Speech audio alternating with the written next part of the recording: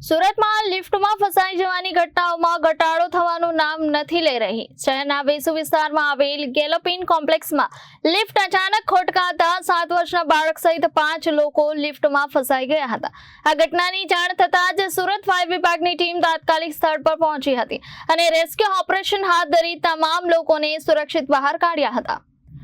વેસુ વિસ્તારના canal road પર આવેલ ગેલોપિન કોમ્પ્લેક્સમાં લિફ્ટ અચાનક બંધ પડી જતા 7 વર્ષના બાળક સહિત કુલ 5 લોકો અંદર ફસાઈ ગયા હતા। લિફ્ટમાં ફસાયેલા લોકો દ્વારા મદદ માટે બૂમાબૂમ કરવામાં આવતા સ્થાનિકોએ સુરત ફાયર વિભાગને જાણ કરી હતી।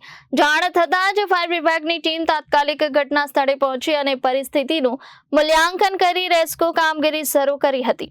ફાયર કર્મચારીઓએ લિફ્ટનો દરવાજો તોડી અંદર ફસાયેલા તમામ લોકોને સલામત રીતે બહાર કાઢ્યા હતા। આ ઘટનામાં કોઈ જાનહાનિ કે ઈજા થઈ ન હોવાનું સામે આવ્યું છે। તમામ લોકોને સુરક્ષિત બહાર કાઢવામાં આવતા તેમણે રાહતનો શ્વાસ લીધો હતો। શહેરમાં વારંવાર બની રહેલી લિફ્ટ સંબંધિત ઘટનાઓને લઈ લિફ્ટની નિયમિત જાળવણી અને સુરક્ષા ચકાસણી અંગે ફરી એકવાર પ્રશ્નો ઊભા થયા છે। Bureau report Janadesh news Surat.